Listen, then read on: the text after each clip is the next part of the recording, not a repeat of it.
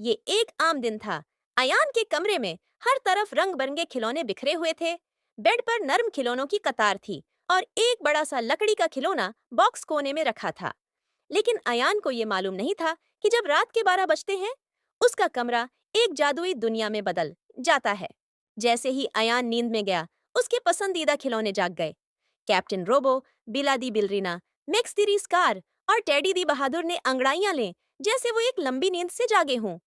ठीक है, टीम, रात छोटी है और महम हमारा इंतजार कर रही है। कैप्टन रोबो ने ऐलान किया। सब खिलौनों ने खुशी से तालियां बजाईं। हर रात वो छुपकर बाहर निकलते और नई मेहमान पर जाते। मगर आज की रात खास थी, क्योंकि एक नया खिलौना गायब हो गया था। मिस्टर हापी, अयान का छोटा नर्म खिलौना खरगोश, कहीं नजर नहीं आ रहा था। खिलौनों को मालूम था कि अगर कोई खिलौना ज्यादा देर तक गायब रहे, तो वो हमेशा के लिए खो सकता है। उन्हें सूरज निकलने से पहले मिस्टर हापी को ढूंढना था। सबने तलाश शुरू कर दी। बेड के नीचे झांका, किताबों की अलमारी के पीछे देखा, यहाँ तक कि अयान की मेज पर चढ़कर भी देखा।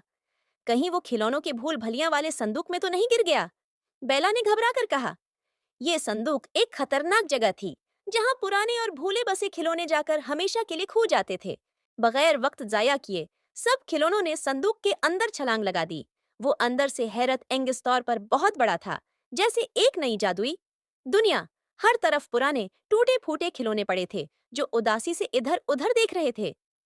क्या किसी ने मिस्टर हापी को देखा? मैक्स दी रेस कार ने इधर उधर दौड़ते हुए पूछा। आखिरकार एक पुराने सिपाही खिलौने ने एक छोटे दरवाजे की तरफ इशारा किया। वो यहाँ गया था, लेकिन वापस नहीं आया। सब खिलौनों की सांसें रुक गईं। उस दरवाजे के अंदर जाने की हिम्मत आज तक किसी ने नहीं की थी।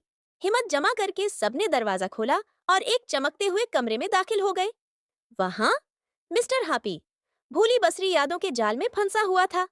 ये एक ऐसा जादुई जाल था जो उन खिलौनों को गायब कर देता था, जिन्हें बच्चे खेलना छोड़ देते थे। अयान अब भी तुमसे मोहब्बत करता है, मिस्टर हापी, बिला ने पुकारा। तुम भूले नहीं हो? कैप्टन रोबो ने जोर से कहा। जादू कमजोर होने लगा और आखिरकार सब खिलौनों ने एक साथ जोर लगाया और मिस्टर हापी को आजाद करवा लिया।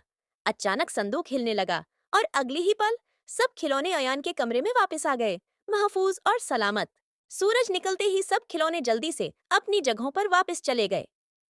अयान नींद से जागा, अंगड़ाई ली और इर्द गिर्द देखा। उसकी आंखें खुशी से चमक उठीं जब उसने मिस्टर हापी को अपने बराबर बैठा पाया। अरे, मैंने तो सोचा था कि तुम खो गए हो। अयान ने मुस्कुराते हुए मिस्टर हापी को गले लगा लिया। खिलौनों ने एक दूसरे को चुपके से देखा और मुस्कुरा दिए।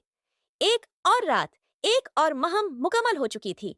मगर उन्हें मालूम था कि जब रात का अंधेरा छाएगा, तो आधी रात की खिलौना महम एक बार फिर शुरू होगी। तो कैसी लगी आपको कहानी? अपनी राय कमेंट में दें और वीडियो को याद से लाइक कर दें और चैनल जिंदगी वाइब्स को सब्सक्राइब करना हरगिज ना भूलें।